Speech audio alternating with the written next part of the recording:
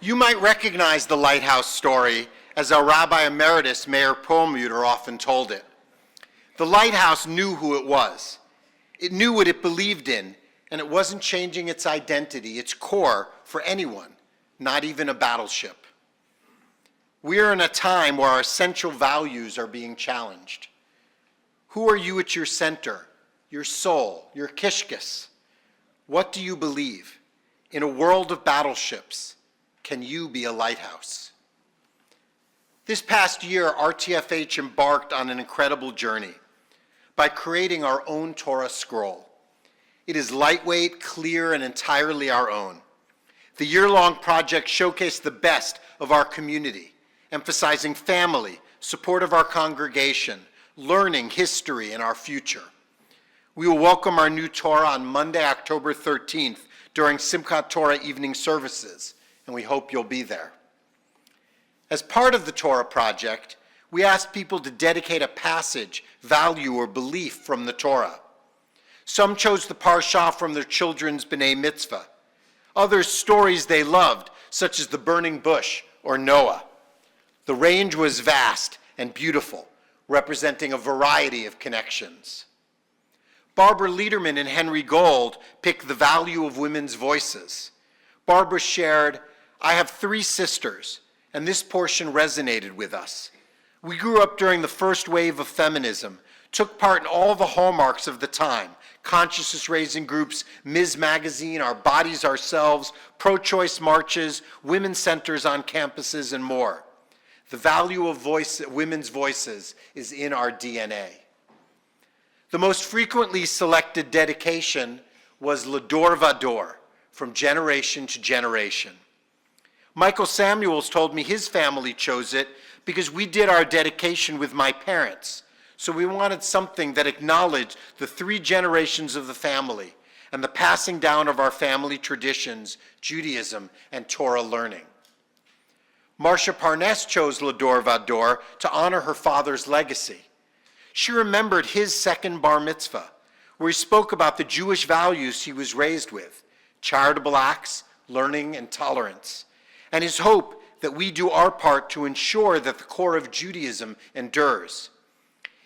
Her father said during his Devar Torah, "I know that these values have been passed down L'Dor Vador as I watch with pride how my children lead their lives. I hope that my celebrating my second bar mitzvah, as my father also did, will further enhance for each of my grandchildren an appreciation of the values and traditions of the Jewish people, and that they too pass them on to their children." Each dedication was a lighthouse, a core fundamental connection that should never be shaken. The rabbis also debated the core beliefs of Judaism and the Torah. In one midrash, the great Rabbi Akiva and his disciple Ben Azai offered their interpretations. Akiva said, "The fundamental principle of the Torah is love your neighbor as yourself. I am Adonai."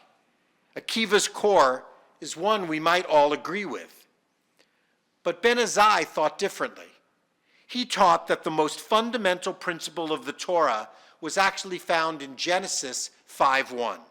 This is the book of the generations of Adam. Ben Azai's choice is unexpected. Isn't caring for each other the highest value? Ben Azai thought further. We care for each other. We are truly neighbors who love only because we are linked together.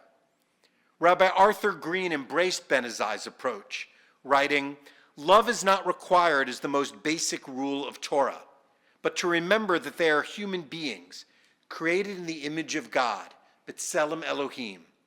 Treat them that way, even if you can't love them. Human decency should not depend on our ability to muster a feeling of love for the other." Today is a day that celebrates our connections. Rosh Hashanah is sometimes called the birthday of the world. Rabbi Eliezer took it further. He said that Rosh Hashanah is actually the birthday of human beings. So on this anniversary of all humankind, on this new dawn of possibility, what would Ben Azai's lighthouse mean in practice? Imagine a world where we see all people directly connected to us, not as a stranger, not as a statistic, but as individuals created in the same divine image that we are. Would we accept hunger and war? Would racism make any sense? Or any of the broad bigotries that people cling to, from misogyny to homophobia, ableism, classism, and xenophobia? The world we sit in doesn't act like people actually matter. People hold on to their narrow groups. They silence those they disagree with. They see the world only through the lens of their country, their political party, their race, their religion, and ultimately their division and hatred. As a Jewish community, we feel this every day. Anti-Semitism is on the rise, teaching Jews as others. I'll talk more about anti-Semitism in my words on Yom Kippur. In 2 weeks, it will be exactly 2 years since the Hamas attack on Israel, driven by hatred and cruelty. 2 years since human beings were kidnapped as human bargaining chips that the world has seemingly forgotten. And 2 years of the escalation of the war that traps Israelis and Palestinians under ceaseless violence and never-ending conflict. We are a society of battleships, pushing forward, ignoring the humanity ahead.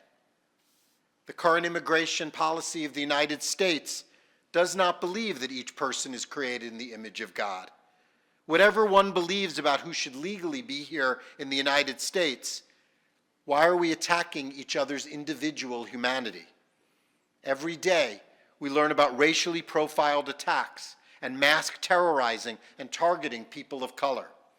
We are witnesses to lack of due process and the cruel incarceration and deportation methods that treat human beings as anything but human.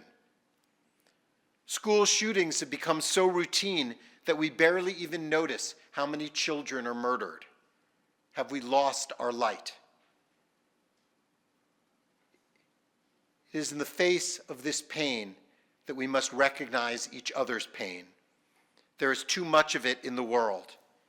In light of man's inclination for cruelty and violence towards each other, Ben Azai's words are long forgotten.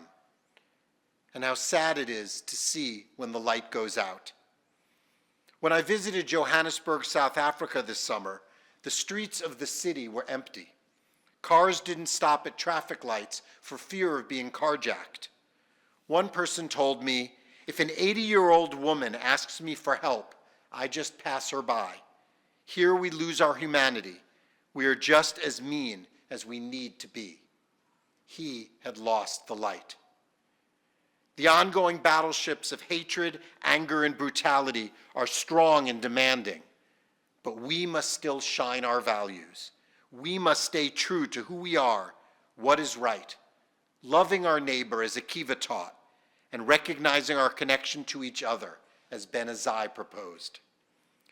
When others try to darken our light, when they insist we change to match what they believe, it is more vital than ever to be a lighthouse. And when we hold on to our light, we see others in a new way. We recognize them as individual human beings.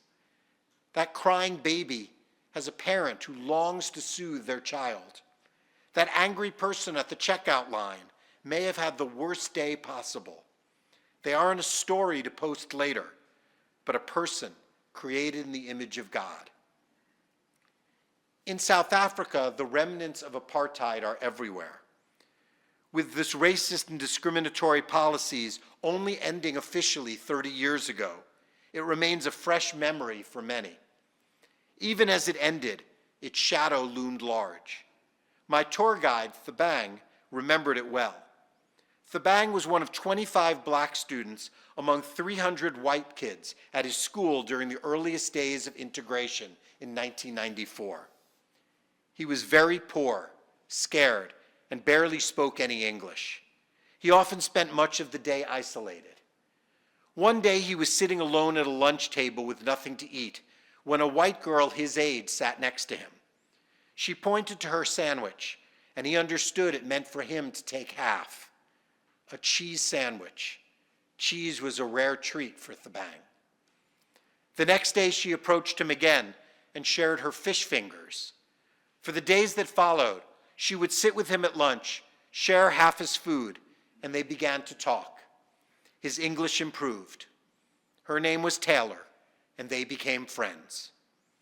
Some weeks later, Taylor and her mom were looking at the class photo. She pointed to Thabang, the only black kid in the class, and said, "This is my friend. I give him lunch every day." Her mom could have reacted in all sorts of ways. There was incredible negativity against the integration at this school. Taylor's mom heard her daughter's words, and she decided to be a lighthouse. Every day afterwards, she began making 2 lunches. They were identical, except one was in a red lunchbox for Taylor and the other in a blue lunchbox for Thabang. Decades later, Thabang still held on to that kindness that Taylor and her mom showed him as an individual. It transformed who he was and who he became. Torah means many things. At the center of those values is a light that we must shine brighter than ever. In a world of battleships, be a lighthouse. Hold on to what you believe and let it define who you are.